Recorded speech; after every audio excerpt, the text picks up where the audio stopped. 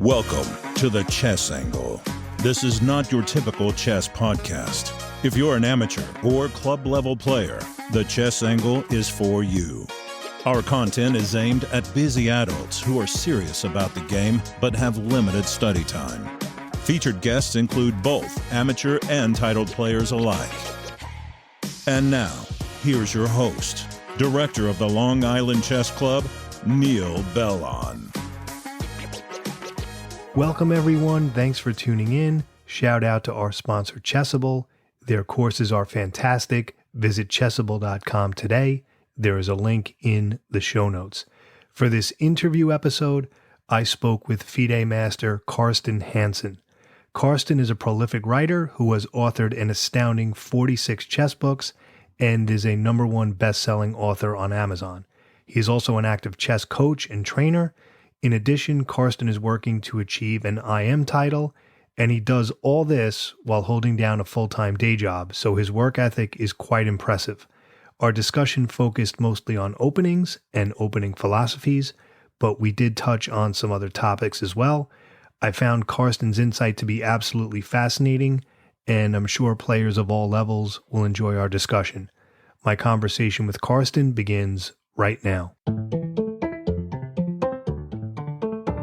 Hey, Carsten, good to see you. Thanks for coming on the podcast. I really appreciate it. Thanks for having me. I'm excited to be on. Great. Now, I'm going to start with this. We're both East Coast people, right? So you're relatively close. You're in Bayonne, New Jersey, correct? That is correct. I moved here back in 2003 to the East Coast from Los Angeles. So first I lived in Hackensack for a few years, and then I moved to Bayonne. So been here for a while, enjoying it. Basically, my favorite place on the planet, honestly. Yeah. Okay. Cool. Yeah. No, it's nice. It's nice over here. Yeah. So if you're ever on Long Island on a Thursday night, come by the Long Island Chess Club. We'll get you a game or something. I will definitely do that. Thank you. Right, but that's cool. It's always nice to speak to someone like relatively locally. There's no like time zone issues. So I wanted to jump in with just a couple of your own endeavors before we get into some chess improvement things. So I was hoping you could tell us about your experience and your approaches as a chess coach, like what kind of students you're working with and how you work with students, how you teach. I was hoping you'd give us some insight on that.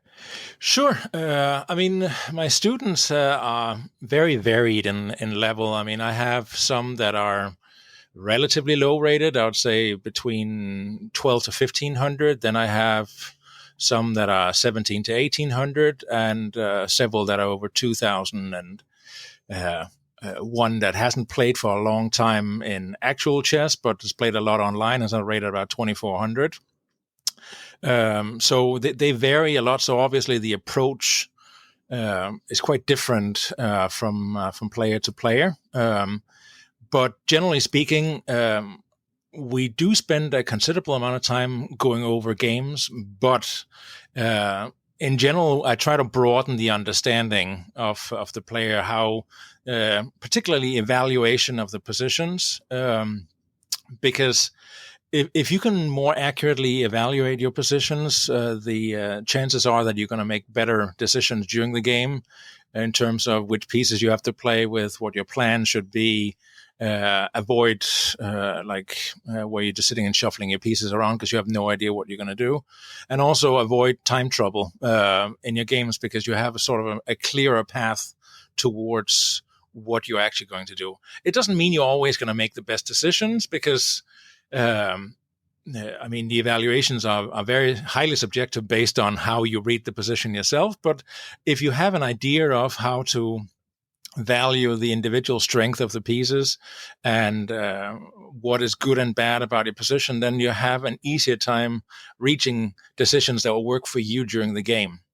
And that is basically the essence of what I try to make my students embrace, that they can find a path. And then, of course, when we are going through the games, there are certain things that I hit down on, and then have the players explain what their thinking is in these particular positions. So I know what I need to sort of carve out of the rough stone, give other examples that with similar pawn structures, with a similar piece distribution, and that way they can next time they have a similar position or similar situation, they can make better decisions.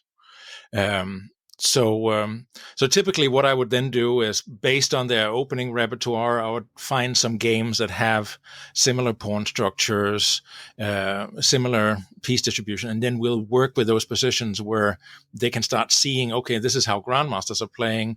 I would then be explaining why they would be choosing those moves, and then how they can implement it in their own games and how it relates to the games that they have just played and where they went wrong. Great. So it sounds like, you're focusing, it's not so much just memorization, but really understanding the meaning of a position and how to evaluate, which, I mean, is definitely so important. Now, are you working with the openings that like when they come to you, are you working with the openings they have, or are you changing opening repertoires at all, or it depends? I tend to leave people be when it comes to their openings. I mean, a lot of coaches, they like to spend a lot of time teaching openings. I don't think it's terribly important which openings a person plays, unless it is clearly wrong choices. I mean, very, very unsound gambits, I want to sort of weed out immediately. But also, I try to make sure that they play openings that sort of resemble the style of play and understanding that they have. Because if, sometimes I see young players with like an overly positional style, and it's clearly the wrong choice. Also because they're setting themselves up for playing the same things against the same players over and over again, and having similar outcomes all the time. So I tend to think, if you give your opponent opportunities to make mistakes, you're going to win more games. And the sooner you allow your opponent an opportunity to think for themselves, the sooner you will have an opportunity to strike down on them. So I don't think it's super important what openings you play, but a little bit of fine tuning is typically what I aim for. I mean, one of my students loves to play gambits. I mean, anything where he can give up a pawn for the initiative. And I saw a whole batch of his games, and many of the ideas were interesting. And I mean, the French wing gambit and stuff like that. And honestly, I didn't discourage him from playing anything except one particular gambit against the Caracan, which was just bonkers. But then I found some other ideas for him, and then we sharpened the opening repertoire up, took off the rough edges, and made sure that he had a better understanding of the gambits he played. And through that, his rating and his success in his games just skyrocketed. I mean, he went from being around 2,000 in blitz rating to over 2,400 now. And that was basically on the same opening repertoire, but then fine-tuning it. And then in certain openings where he had not a real repertoire, I helped him put that together as well, based on his playing style and what was within the reach of learning. I don't want something that's super heavy theoretically. I think that is one of the key mistakes many players they do. They buy courses and books that are decidedly not aimed for them, and then they try to memorize these massive courses or massive books, and the chances of them playing them any of the lines, or I mean just to the conclusion of some of those lines, it's just so minuscule. So you invest so much time for very little value overall. I mean, I'm sure we're going to be talking a little bit about my openings too later and how I choose openings. But that's really the only things that I try to deal with when it comes to my students' openings. I don't discourage their choices unless it's decidedly bad openings, or decidedly overly ambitious openings. I like what you said earlier about, like the complicated books and the courses, because what I find as a club player, okay, I have a peak rating of like high 1800s. I have a swing down a little bit. I'm bouncing around between like high 1600s and high 1800s. It's kind of a wild, just so you know where I'm at. So I'm like your typical kind of club player. But when I play my games at the club level, you're playing, let's say 1600 players, 2000, 1200. What you were saying before, these deep lines, it almost never happens, because when you're playing in amateur tournaments, they're almost always going to deviate from these quote unquote variations by a move 8 or 9. So it's like you said, you're going to waste time memorizing all these crazy variations and going down rabbit holes where A, you're never going to use it, and B, they don't really understand what's happening, where it's really just about understanding the patterns and really the themes of the opening. Like, would you agree with that? Absolutely. It's far more important. I mean, I'll give you an example of just how crazy openings can be and how effective a lesser opening can be. When I started playing online, and I played occasionally, but very, very infrequently for years. And then in 2019, I started playing some the European Online Championships and a few other tournaments. And then during the COVID, I played even more. But very quickly, I found out that my opening knowledge of the openings I played was ridiculously outdated. And also, it wasn't particularly effective.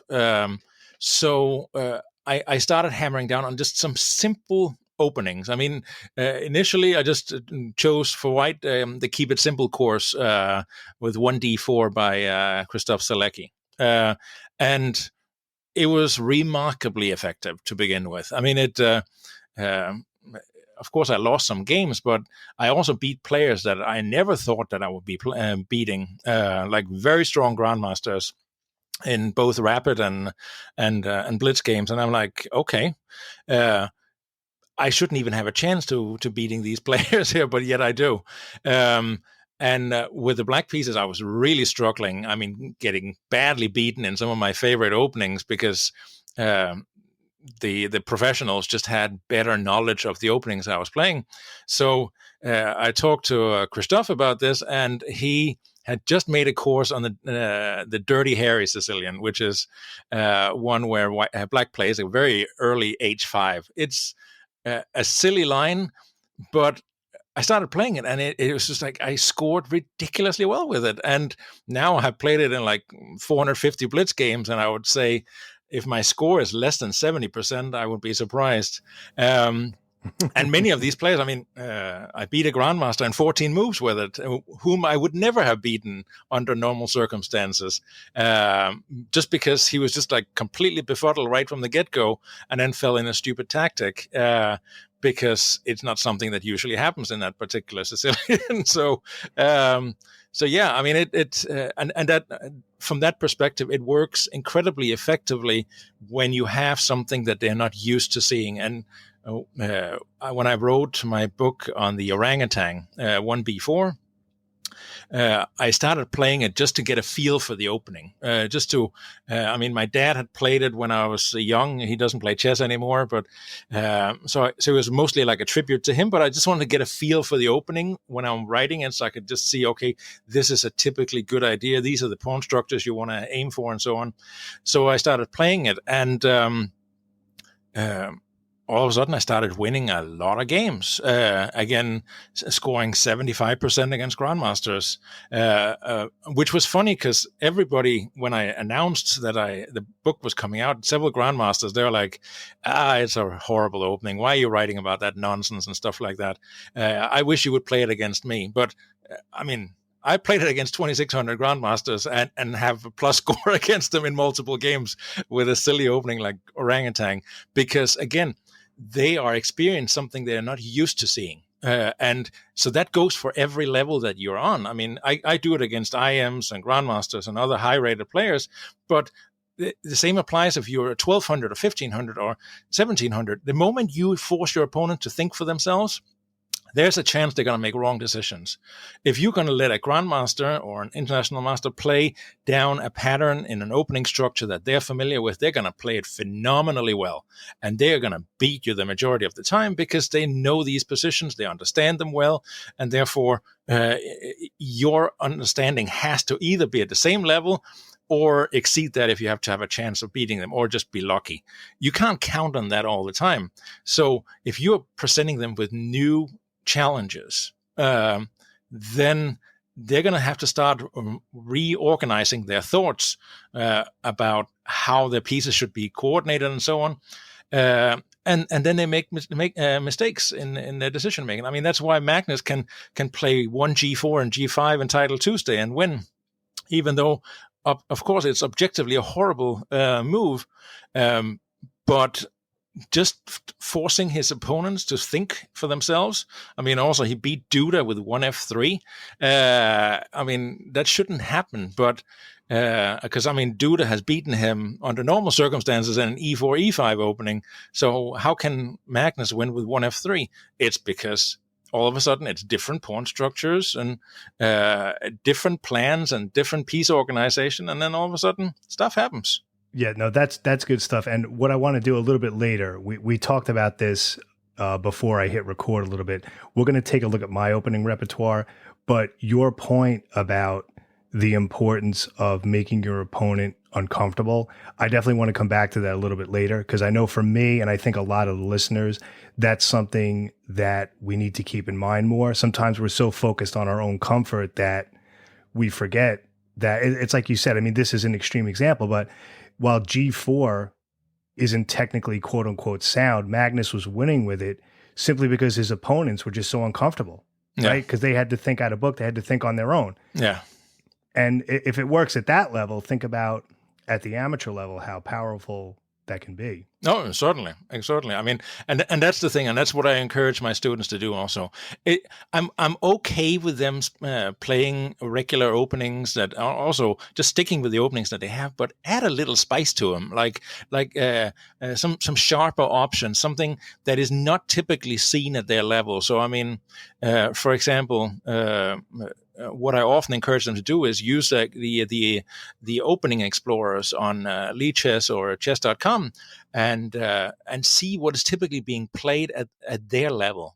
So they know what is the typical moves, and then see if they can find something that carries a bit of poison in their in those lines where people typically go wrong.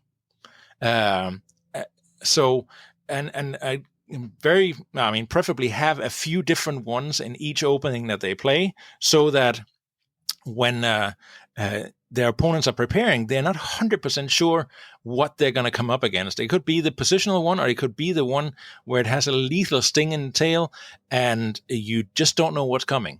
And some of it, is well hidden. Some of it is in plain view, but the opponents better be prepared for it, because otherwise it's going to hurt. Let me throw this question in there. Yeah. How would someone like myself, like I fully admit, I'm more of a positional player, keep everything safe, wait for your opponent to make a mistake. But I completely agree with what you're saying about trying to get your opponent off book, trying to encourage a mistake.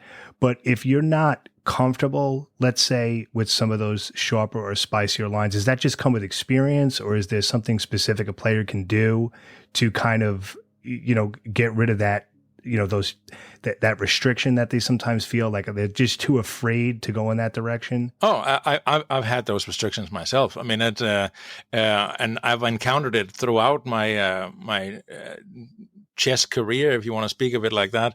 There are many times where there have been opening lines where that were basically too sharp for my liking. Nowadays, with the online tools, you have a perfect way that you can sort of practice these lines so that you can get a chance to feel these sharper positions out by playing them in rapid and blitz games under an anonymous handle. I have several of them to sort of fine-tune what I want to do. Both in my mainstream openings and also some of the ones that people have decidedly never seen me play before. And some of them are way out of my comfort zone. Also just because I like you, I'm a very positional player. Of course, I have some tactical flair on occasion, but mostly I've played very positionally and very carefully all my life. I was a bit of a coward, oftentimes pulling the emergency brake way before it was necessary. Also in my opening choices, just not wanting to go in for a fist fight when it wasn't necessary.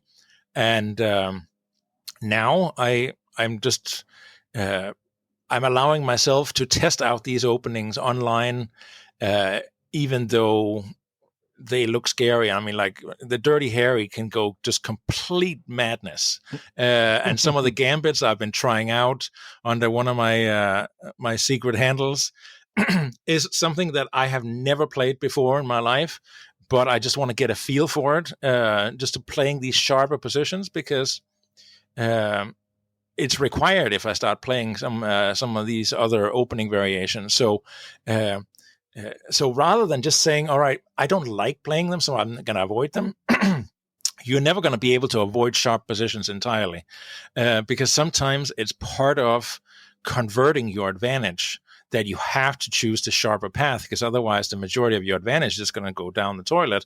So if you don't play the most principled and sometimes sharpest line, then you're not going to win the game. So you have to learn to get comfortable with sharper positions. And the best way to do it is play sharper openings where the conversion of an advantage may be trickier down the line also, but at least it's not the first time you're facing imbalances in pawn structures and material and so on, where one side is attacking you on the queen side and you are attacking on the king side, and the pawn structure is a mess.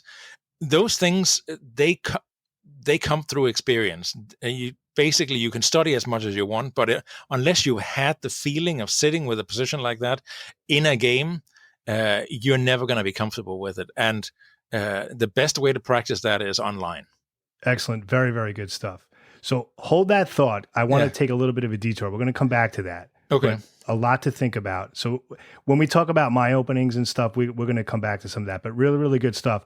I want to turn to your own progress. So maybe you could tell us, and your own sort of playing, what tournaments have you been playing in recently? And, has that been going? Maybe you could tell us about that. I have not played a lot for a long time. I lived in Los Angeles and played regularly up till 2003. Then I came to the East Coast and almost stopped playing. I played some U.S. Amateur Team East. I played some local city championships here in Bayonne with mostly much weaker players. And then I played online. And in some of the online tournaments, I mean, it has been 10 minutes and 5 minutes games. I am, before COVID hit, I had very clear ambitions of getting out and playing some title tournaments. And that is still the goal. And that's what I'm working towards right now. I'm in the process of getting my opening repertoire fine-tuned. So I have something broader, so I don't have to play the orangutan in every game and and the Dirty Harry with black and the Sicilian. So I'm fine-tuning my opening repertoire, both with black and white, so I have broader options. So even prepared opponents, they're not necessarily going to expect what they're going to see from me when they're facing me. So yeah, I mean, there hasn't been any recent events. I mean, I played, as I mentioned, the European Online Championship, scored 50% or about 50% in that against very strong opposition. The last time I played a rated individual tournament that with full time for both sides. That was back in Los Angeles, and that was like a 2,500 rated performance I played back then. But since then, it's just been random stuff, basically without preparation, and just showing up at the board and playing. And life happens. Exactly, and that's exactly what happened. I mean, I got a very, very busy position where I traveled a lot. So basically, the weekends were for relaxing and not heading out to chess tournaments. Now I travel a lot less, so now the ambition and the energy for playing, especially in some weekend tournaments, is definitely beginning to reemerge, and I'm hoping that I can get busy playing some of these IM tournaments, both in opens and perhaps some of those closed round robins. In New York, we are quite blessed with having a good scene for that particular thing, so there should be some opportunities coming up. Okay, now as far as your chess goals, you're an FM now. I'm an FM, yes. And are you shooting for IM? Are you shooting for GM? I am, for sure. GM, I personally don't think I will ever have the strength for. It requires way too much effort and way too much preparation. To me, it is a bit of comparing. For runners, there's a half marathon and a full marathon. The half marathon, you can do that basically through experience and running somewhat regularly. A marathon, you have to practice all the time and having long runs basically every weekend, and it requires serious dedication.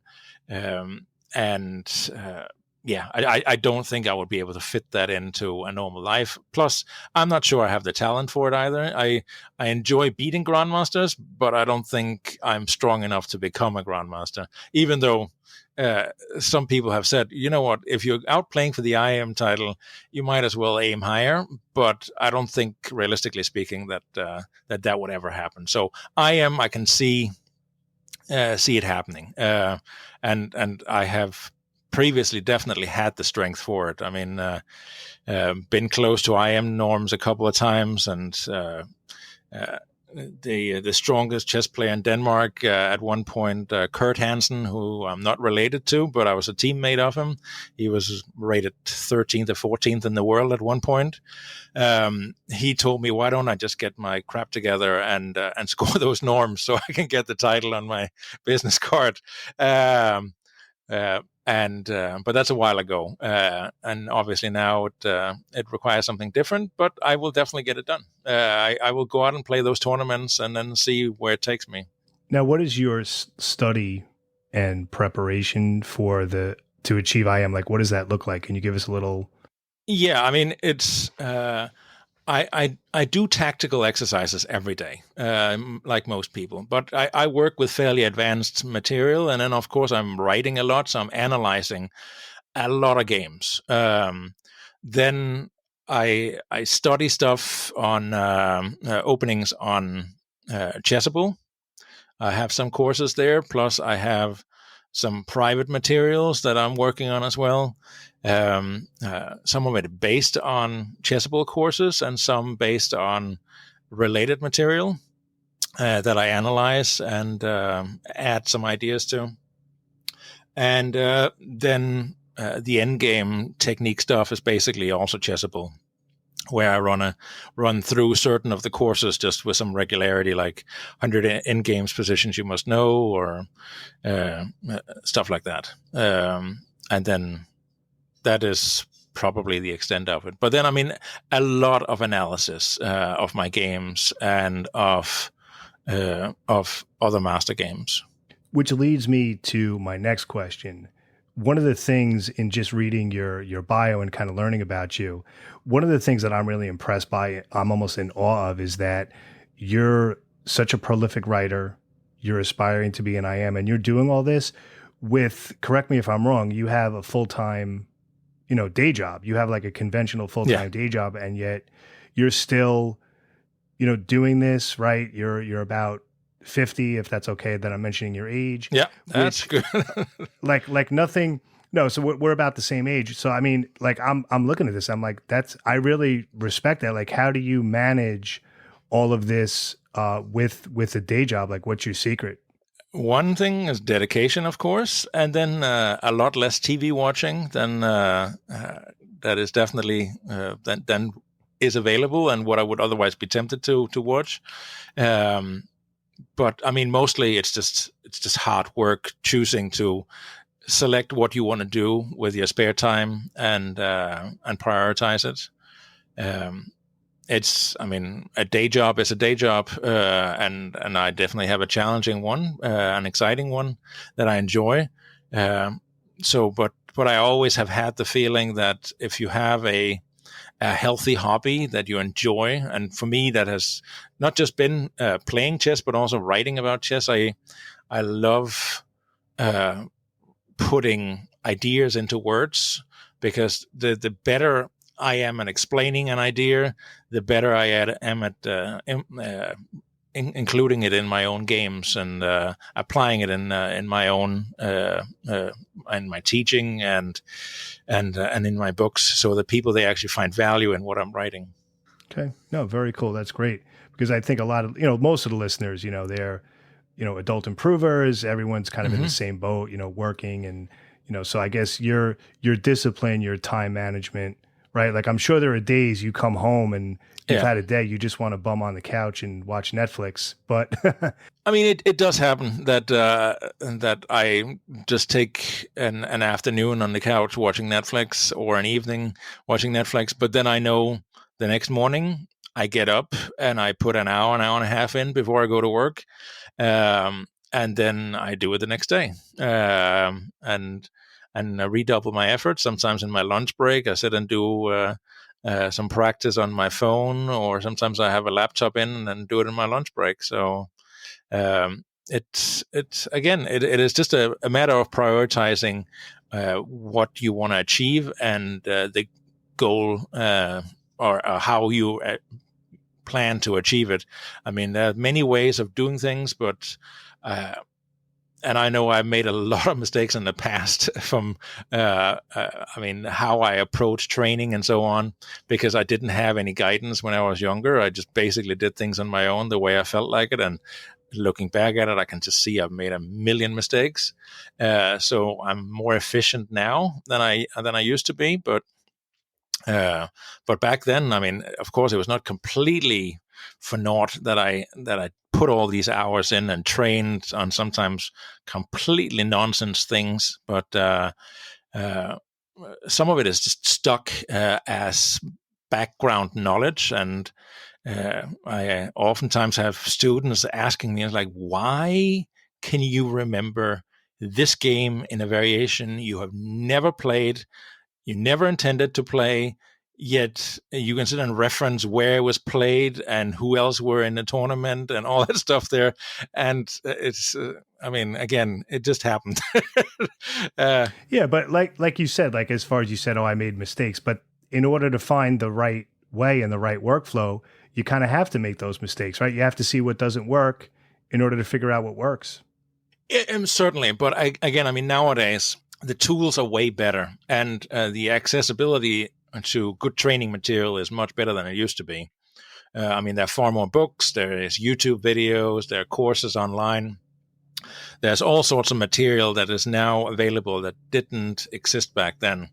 And just the fact that you can listen to strong players or good coaches explain how to approach certain things. I mean, like, for example, I'll give an example. When I was younger, I played the English Opening almost exclusively, and I showed up in a tournament, a junior tournament. I was 15 years old in Poland, and the Dutch famous coach Cornelian van Wijkerden. He is the guy that wrote the steps method.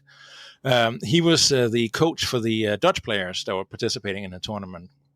And I was showing him some of my games, and he was looking at me. He's like, "What openings did you used to play when you were younger?" And I'm like, "I played C4 because that's what I chose to play." And he's like, that was a terrible choice. He said, you should have played much sharper openings because, I mean, it's affecting your play now. And I'm like, I'm playing e4 now and I'm playing the dragon variation. What are you talking about? He's like, you should have played more gambits because that would have definitely helped you in when you're having sharper positions, because I can tell that a lot of the decisions you're making are influenced by the fact that you're afraid to be down in material. You're not comfortable with dynamic factors in your game. And after I went home from that tournament, I started just playing random gambits like crazy. I'm like, I have some catching up to do. But that was a wake-up call. But I had never heard that advice before when I met him. And of course, nowadays, it's been mentioned in dozens of books and by lots of players online and so on. But back then, it was complete news to me. I had never heard it before. And nobody had suggested it when I was playing. And I mean, I was not a bad player. I was 2100 as a 15-year-old. So, I mean, I could play. And I thought I had good trajectory to becoming a strong player. But it's like, you're never going to be a really strong player. I'm like, wow, thank you. Yeah. Oh, geez. So, all right. So all of this talk, everything with the openings and all this stuff, this kind of leads into a little segment I want to do. I'm going to mention to you, Carsten, my opening repertoire. Yeah. Okay. And after our talk before I pressed record, I'm a little afraid to tell you what it is because I know how you're going to react. But I think the listeners, all kidding aside, I think they'll find this instructive. So, with the white pieces, and you know what's coming, but I have to say I've had a lot of success with it. But I do play the London system. I've been experimenting with the Jabava variation. But be honest, okay? Don't feel you need to say like what I want to hear. But what are your thoughts on that? Because I know even though I'm an advocate for that opening, I know there's a lot of strong opinions about it. So I'm just very curious what your honest opinion is on that. I don't think there's anything wrong with the London as such. I mean, when I was younger, I thought it was bordering on unsportsmanlike conduct to play the London or the Tory or the Collie. I thought they were just dreadfully dull openings that nobody should be allowed to play. They should just be carried away from the board and just be thrown into a penal colony. But the London is very popular, and the Jabava has become very popular as well. I mean, thanks to, of course, the success of Jabava, but also like a great course by the Ginger GM, Simon Williams. Yes. And now there's subsequent several courses on it. Neiman made an excellent course also on Chessable with a lot of fresh ideas. And he's not the only one either. And several of my students, by the way, play the Jabava. I have no objections against it. Absolutely none. My main concern with the London is that there are just too darn many players playing the London, because there's just everybody have seen the success of people playing the London. And Magnus has played it. Hikaru has played it. And hundreds of strong players have played it, and Gotham Chess have played it in his also, and Rosen, Eric Rosen, and so on. So, of course, they garner a huge following of players, and many people, they want to replicate what their favorite grandmasters or YouTube stars are playing. So that has created a movement in itself. So there's no longer a huge surprise element in the London. Most people have seen it a bunch of times, and black players that have to face D4, and that's basically everybody, and haven't made a conscious effort to put some thoughts into how to face the London and the Jabava. I mean, they're just asking themselves to be beaten. But for those that have made the preparations and studied it a little bit, there's several clear paths to getting comfortable positions.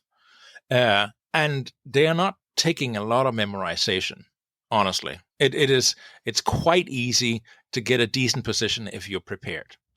So that is my main concern with the London. So many people are playing it, and therefore you just need to prepare it for it like once, and then you have your stuff together, both against the classical London, like both with knight f3, bishop f4, and then the 2 bishop f4 variation and the Jobava version. So if you have something against those 3, you're basically good for half of your 1d4 games that you're going to encounter. I mean, it doesn't really matter too much what your other openings are after that, because you're going to see London in at least half of them. I mean, that's my own experience. So if you have something strong against that, you are on a good path. So either you can try to rock the boat right off the bat, or just like really get the London player out of their usual groove by playing something offbeat that you've studied yourself, or you can have a safe path to equality that you have studied and then gone for it. So I find the London is making life a little easier for Black than it needs to be, if Black cares enough to prepare. Otherwise, it's a perfectly fine opening. I was going to say, against a lot of players, I think that's very well said, because if someone's prepared for it, they can achieve equality. Well, what I'm finding, and again, my playing world, my playing experience is very narrow, just with my schedule. I mostly play at my club, but I find a lot of players fit that category of what you said, like they're not too sure what to do, even some stronger ones. Like I find a lot of players anywhere from unrated up to about 1800. I mean, I'm getting very, very good positions. But it's like you said, I guess you're looking at it more globally. If I were to expand my tournaments and play elsewhere, eventually it's going to get to a point where they're just going to crack it, or they're just going to equalize with ease. So it's something to keep in mind long term. Exactly. I mean, one of my students, he faithfully sticks to the Jobava, and I'm not trying to turn him away from it. And I mean, he several times asked me, should I play something else? I'm like, if you see that you are having a problem playing the opening where you're no longer getting positions you like to play, then it's time. Otherwise, just stick to it because you like it. You chose it for a reason. Your results are reasonable.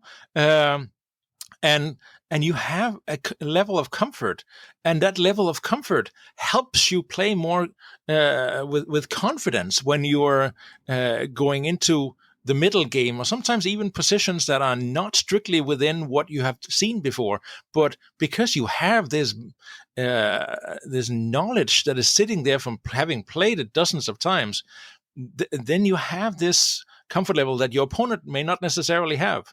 So I say don't change it unless you must. But it's always good to have something a little bit extra, and that's why, for example, I would encourage people to just open their eyes a little bit, and like, for example, if they just play the regular London with knight f3 and bishop f4 and e3, c3 and that stuff there. I mean, try and look at the Jobava, for example. And perhaps look at a course by somebody that you're not used to seeing that plays differently. Like, for example, Niemann's course. I mean, when I looked at the lines he gave, I'm like, holy heck, this is madness, what he's doing in this opening.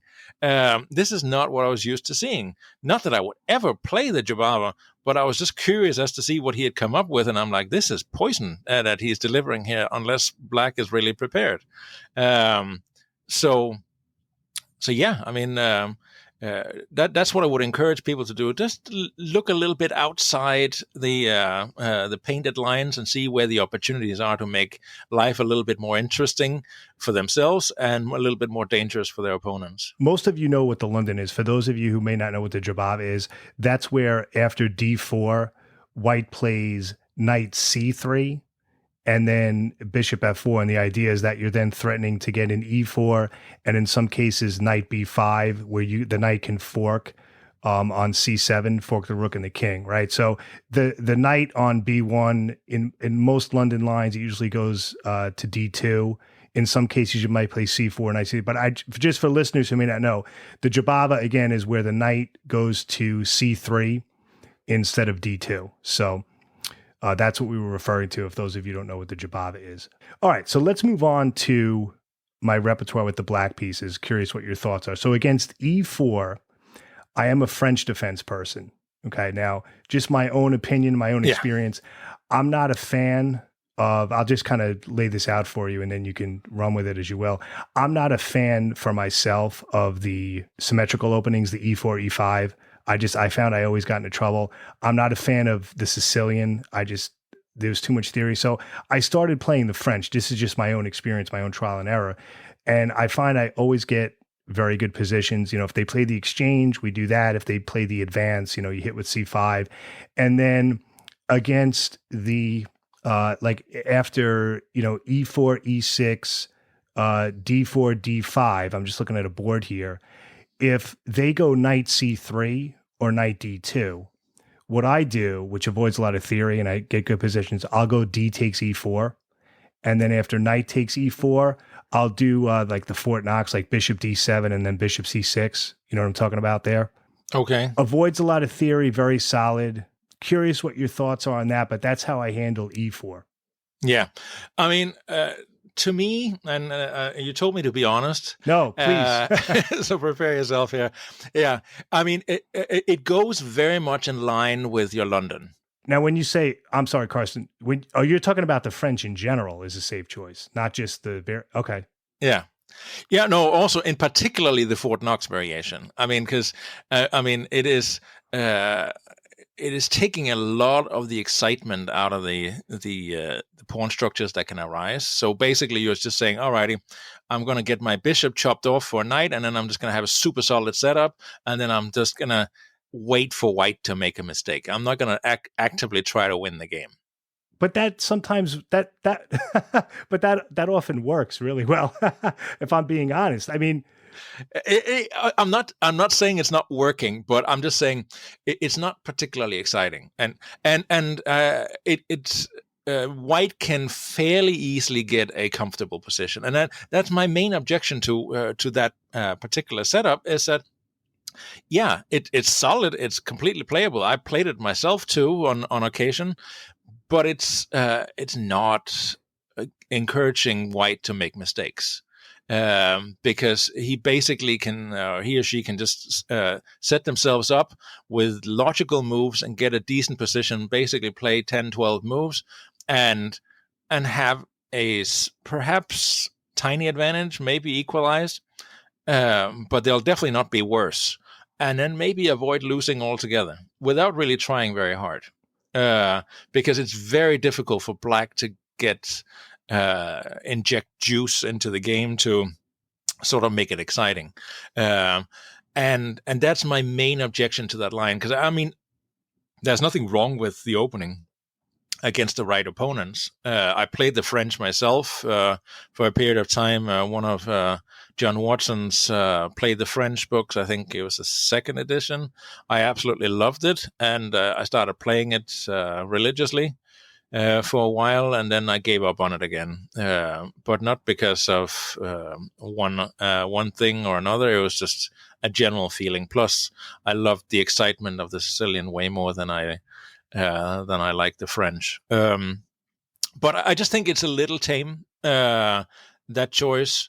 At the same time, it is not something I would force you to stop playing if I was your coach, because the thing is, you have a comfort level with it, but I would highly encourage you to add another line to your armor, like have another quiver in your some more arrows on your quiver so you can surprise your opponents. Because if they know this is coming, they know they can get a comfortable position by playing very simple chess. I guess you feel the same way about the Rubinstein variation. The Rubinstein is fine. I mean, because that. I don't know if you remember that. Morozevich, he played it also with the black pieces. He was one of the best players in the 1990s, and he played knight f6 and captured on e4, or captured on e4, played knight f6, took a double pawn on f6 if they captured there, and played something with a6 and b5, and fianchetto the bishop to b7, and it just went bonkers. I mean, he played super sharp in those. I mean, and that's also possible. And I mean, that's probably what I would recommend that you try out in some online games and see if maybe that could be something to use. For example, if you're playing against somebody that's rated 400 points below you, and you have to win the game, just playing the Fort Knox can be very difficult to pull a win out of that basket if your opponent just plays solidly and don't make any stupid mistakes. So if you have somebody that's much lower rated and you need to beat them, to have that weapon in with you in your bag, I mean, that would be what I would recommend that you do. Have something to spice your life for those situations, for must-win situations or must-beat opponents. All right, so I need more spice. I'm too boring. Yeah, I mean, a lot of us choose safe choices because we don't have a lot of time to invest in studying openings and so on. But adding an extra little twist to your existing openings doesn't necessarily require a lot of time. It just requires a little bit of effort and then some sacrifice of losing some games online where, to begin with, it's going to be absolutely ugly, without a doubt. But until you find that groove, then you're just sacrificing with some few meaningless points and meaningless rating points online, and then when you then apply it in a game, then all of a sudden you're showing up with a confidence like, I actually know what I'm doing when I'm playing this line here, and my opponent who didn't expect it all of a sudden will have to face this here, where you're like sitting and strutting like a rooster with shiny feathers and ready to knock him off his chair. So I mean, that is something I would encourage. Okay. No, I agree with that. I need to add that component and just get more comfortable with. Okay. So let's talk about how I play against D4. I spoke about this recently. So I use the Nimzo and the Queen's Indian, obviously depending on how white plays. So what are your thoughts on that? Great openings. I play them myself. Okay. And I played them since I was a kid. I played a lot of things against 1D4, but like, for example, when I was playing those online tournaments where I was facing Grandmasters, I realized I need something different than just playing the Benko every time. So I added the Nimzo back in my repertoire without having studied any theory, mind you. I mean, I'm like, I used to play this stuff here. It's a solid opening. And unless they're playing the absolute sharpest lines, I'm going to be okay. And I just hoped they weren't going to play the sharpest lines. And thankfully they didn't. And I mean, I played on equal terms with several Grandmasters in the Nimzo and without any preparation, because it's a good, solid opening. If you understand basic ideas in it, you're going to get decent positions. And it's not something that's just going to drain the energy out of the position. Same thing goes with the Queen's Indian, a very solid opening with a lot of opportunity to inject spice, but also just keep the game going, where the people that the person who plays better chess has a good chance of winning the game. So those are excellent choices. I'm very happy with them. I'd much rather hear that you play that than a Grunfeld Indian, for example, where it's just a stupid amount of a theory that you must know and your opponent can just choose one line. That's not really how it works in the Nimzo and the Queen's. Yeah, Indian. no, So I've been there. very happy with them at all levels. So yeah, that's pretty solid there. Okay, cool. All right, so I want to switch gears a little bit and talk about tournament conditions and dealing with tournament conditions, because this is something I know I struggle with, and I think a lot of the listeners do. And when I say handling tournament conditions, I'm talking about dealing with nerves and dealing with time pressure, because I know for me, like, nerves and composure it's still an issue. I still haven't figured out how to deal with it. And sometimes it causes me to blow a winning position or to overthink or to get in time pressure. And then once that happens, you completely fall apart.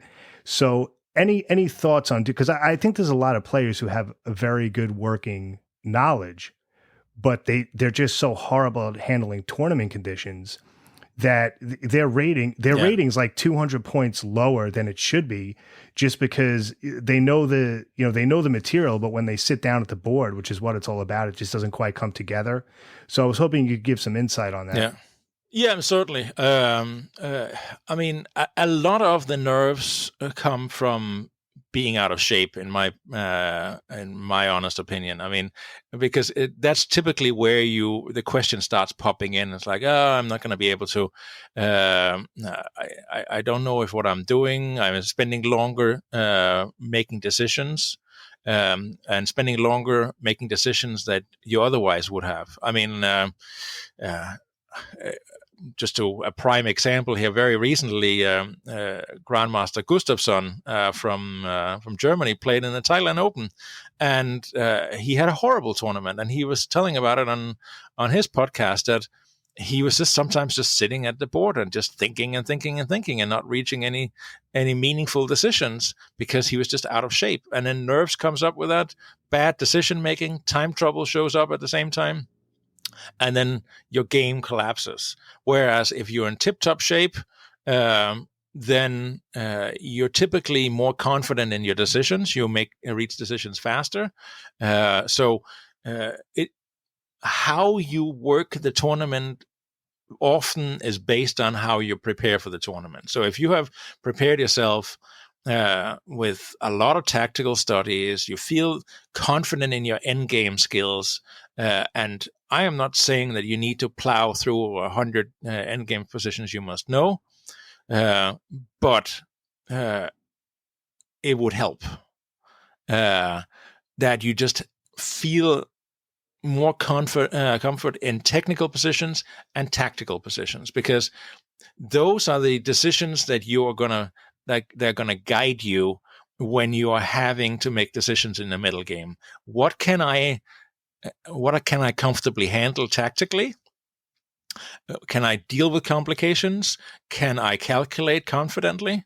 And can I evaluate the ensuing endgame accurately that pops up? If you can see those already, then you're in a good place. If you are then on top of it, feeling confident in the openings that you're playing, and so your preparation of the openings and the positions that arise from your opening. So a mistake I often see players make when they make their opening choices is that they don't actually know what they're supposed to be doing after the opening. They see the opening theory, they see the assessment, and then they have no idea how the author of the course or the book reached that decision. Very good point. So they haven't asked themselves the critical decisions like, how am I actually going to utilize what the author claims is an advantage in this position here? What does the advantage consist of? Yeah, they say as an attack, but how am I supposed to conduct this attack? So sometimes it's good to just step back and say, all right, how am I going to work these things out? And if you spend the time sitting with your positions and saying, okay, now I have a feeling for what the general direction is, and now I have analyzed just a little bit how I think I should be doing it. And sometimes it's just a matter of defining it with words. And it's like, okay, my advantage is this. I have a better pawn structure on the queen side. He has a soft spot here. His pieces are slightly less developed than mine, so I have a slight initiative. So if I can combine these things here, maybe I have an advantage here. That may not be what the author of the course based his evaluation on, but that is what you base your evaluation on, and that is what the direction you should be going in the game. Not necessarily what you don't understand, but what makes sense for you in that particular position. Because if you can define your plan with words, then you can define your plans with moves later on, and then you're going to avoid all these time trouble situations. You're going to have more confidence in your decision making during the games, and overall it's going to sort of abate the nerves a bit, because you have that worry that you're not making the right decisions is going to be less than what it otherwise would have. I mean, we're all going to be nervous when we're playing games. There's very few that don't have nerves. I mean, I run to the bathroom all the time when I'm playing, because when I get nervous, then the juices start flowing. But that is what it is. But when you're sitting at the board, the preparation before the tournament has to be there. And I mean, when I played less, very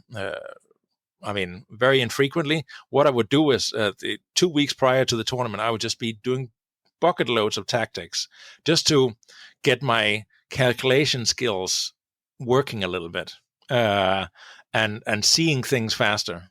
And once you get in the rhythm of that, then you're in a better place. And it shouldn't just be simple tactics. It should be tactics that's a little bit outside your comfort zone, like really challenging you sometimes. So pushing towards the limit of what you think you can actually handle.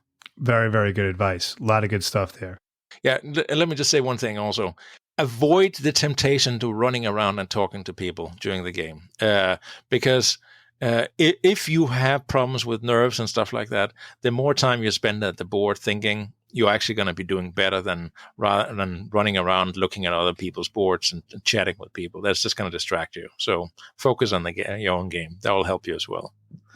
So that's a good point. That's a good point. No, please. And that's a good point that a lot of people don't bring up. So, okay, cool. So for this last segment, Carsten, I want to talk about 2 new books that came out. So I'll mention them briefly and then I'll let you speak about them. Let's talk about the first one. It's called The Anti-Alapin Gambit, and it's subtitled I like this subtitle, Death to the C3 Sicilian. Yes. So tell us about that. Yeah. I like to write about topics that is not really necessarily covered in mainstream books, and also typically is a limited topic. So, I've as I mentioned, I've covered the orangutan. I covered the Bassman-Williams attack, which is also a very limited opening. It's like D4, knight f6, C4, G6, H4, and the anti-Alapin is again one of these things here. I was sitting and watching one of these online tournaments, and then I saw Magnus playing against Grandelius, the top Swede.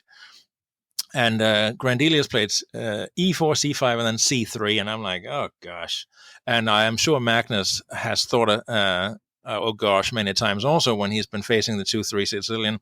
Not that he would have any problems equalizing against it, but if he wants to win, it can be difficult against the C3 Sicilian because the types that are playing that. I mean, I wrote it in the book also. I call them dullards that are playing this two C3 Sicilian. They're not real chess players. They just I'm just mocking them a little bit here. They deserve it. But so I saw Magnus play D5, and then after E takes D5, rather than capturing back with the queen, that's the normal move, he played knight F6, and he basically was winning right out of the opening. He didn't win the game in as fast as he could have, but he won it very convincingly. I mean, he basically had a winning position after like 12 or 13 moves. And I'm like, if Magnus can get a winning position in such an opening after so few moves against such a strong player, there has to be something to this gambit here. So I analyzed it a bit, and then I sent a message over to Cyrus Lakdawala, that is my co-writer on this book here. And I'm like, what do you think? And he's like, this is a fantastic idea. He was like hooked immediately, and he started playing it in training games against some of his students. Some of them have made it into the book. And we just found that even players that are very familiar with the opening for the white pieces, they were struggling. A Dutch international master, he actually commented on it in my Facebook feed and said, he's like, I hate this line. He played it with the white pieces against Dutch Grandmaster Max Warmerdam in the German Bundesliga, and while he had found what he thought was the critical line, he had spent way too much time trying to figure out the right moves. And he managed to equalize with the white pieces, and then he ended up losing the game anyway because he was in time trouble. So I said, I mean, you basically made my point for me. And he's like, yeah, that's why I hate the line. I'm like, because I said to him, I mean, you are a strong player. You have analyzed the opening, and you may have found a path to a slight advantage for white because you've analyzed it carefully. what do you think is going to happen on lower rating levels? It's going to be like fishing with a hand grenade, because players have never seen this stuff here before. And several people that have played it, one of my Danish friends turned out to have played a couple of his games are in the book. Another friend of mine, here in the New York region, says he has been playing it for 7 years, and he's like, he said, it sucks that you wrote this book here. It's like, my secret is out. He said, it's been such an effective weapon for me, and that's basically what I aim for in this series here, the opening hacker series. It's presenting some ideas that are not necessarily mainstream, but in the hands of somebody who has bothered to invest the time to analyze it and play it a little. And I mean, I at the end of the books, I have this quick repertoire with a limited number of variations to learn. So you basically, from the moment you pick up the opening, you can just go through the last 2 pages in the book and say, all right, this is like the schematics of how I'm going to play this variation. And then you can fill in all the other stuff afterwards by studying the individual chapters and see the games and all that stuff. But based on just the variations, you can actually pick up the opening and play it effectively. And that's the idea with this anti-Alapin Gambit. And now all of a sudden, you have something against one of the most annoying weapons against this Open Sicilian or in the Sicilian. Okay. Very, very cool. No, definitely. Yeah. And it's like you said, definitely not a typical mainstream topic, but very, very interesting. So I want to ask you about this other one that's coming out, or that is out actually. And we're going to put links just before I forget for these books and whatever links Carsten wants me to include. That's going to be in the show notes. So everybody can check all this stuff out. So the other one is called The Chess Wizardry of Wotawa. Yeah. Which is based on Austrian, I am Alois Wotawa. So tell us about that. And I think this is a little bit of a more advanced book, correct? Yeah, absolutely. I mean, a few years ago, Cyrus Lakdawala and Australian GM Max Illingworth, they created this Facebook group called Chess Composition and Studies. I, at best, had a peripheral interest in those topics because honestly, I couldn't care less about problems, like the mating problems. I thought they were completely pointless, and opening studies generally, I just found them too difficult. But Cyrus, he encouraged me to look at it, and then he wrote the book "Rewire Your Chess Brain," where he talked about his own experience with working with studies and problems. And while I'm still objecting to problems, I still try to solve them, but I'm horrible at it, especially when it comes beyond mate in two. But Wotawa, he was this Austrian composer, international master in chess composition. And his studies were just mind-blowing. I mean, oftentimes what you would see is like the white who is in the demand in studies is typically white has to win or white has to find a way to draw. And typically white was never close to what was required of him, either winning or drawing. It always looked almost hopeless from the get-go. But the ideas of how he could make the pieces work together, it was like they were playing a different type of chess, these pieces. And through this group, and particularly Cyrus posting some of these Wotawa studies, I started having this, I really started enjoying not just studies as a whole, but particularly Wotawa. And and Cyrus told me he was a great fan of him too. And then we were talking about maybe we could make a book out of it, because while it is very advanced stuff and the majority of chess players are not necessarily going to enjoy it, those that do invest time in it, and a common misconception is that you have to solve the chess studies to get something out of them. That is wrong. Sometimes just trying to solve them and then seeing the solutions sort of expands your understanding of how chess can be played. And that's why many grandmasters, they spend a lot of time studying or working with studies, because it makes them better chess players, not just in the end game, but overall, because they get a different appreciation for how pieces can be utilized. And Watava is a prime example of that. He is phenomenal at creating these almost hopeless positions and then somehow wrangling a win or a draw out of these positions in a way that you never anticipated. So I would say if you're rated below 1800, this is going to be almost impossibly complicated material, especially if you study it on your own.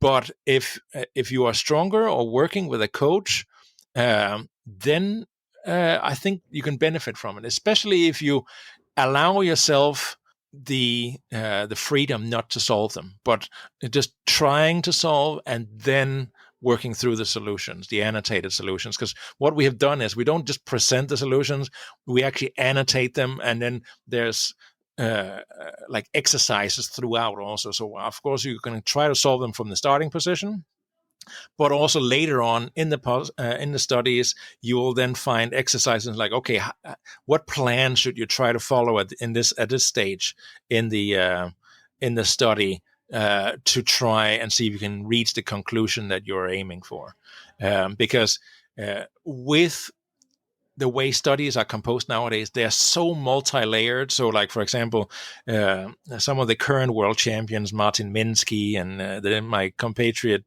Stefan Slumstrup Nielsen, their studies are so layered that you can't necessarily see the solution from the starting position unless you are fantastically good at solving.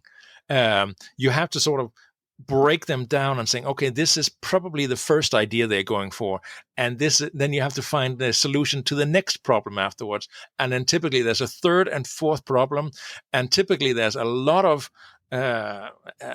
blind alleys along the way where you can run down, and then all of a sudden you're like, oh crap, this doesn't work at all. This is how they're created nowadays.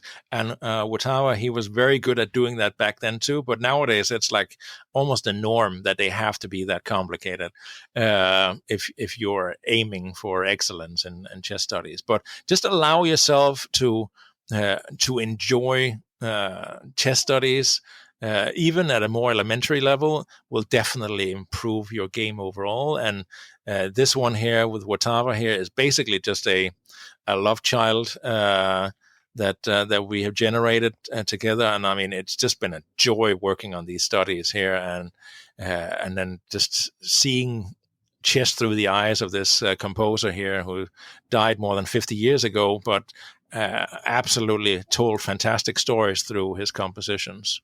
Terrific. I think we're going to end it there. So, Carsten, this was almost like a masterclass. Honestly, that's what this felt like. I might title the episode that, but just some fantastic insight on the openings, on just developing as a player, improvement. I really, really appreciate you coming on the podcast today. Thank you so much. Well, thanks for having me. I had a lot of fun doing it, and I hope you're not taking it too much to heart, my criticism of your openings. But no, I don't look at it. No, I don't look at it as. I mean, it's constructive. I look at it. These are things you need to think. If you don't attack yourself, or if you don't question what you're doing, you're not going to see improvement. No, so I definitely appreciate the words of wisdom. Absolutely. I think a lot of our listeners will benefit from it. So, Carsten Hansen, thank you. I'm going to put links for whatever Carsten wants me to in the show notes so you can check out all of his books. He's written a ton already. Again, we'll have links for everything. And to those of you listening, I hope you win your next game. Have a great day.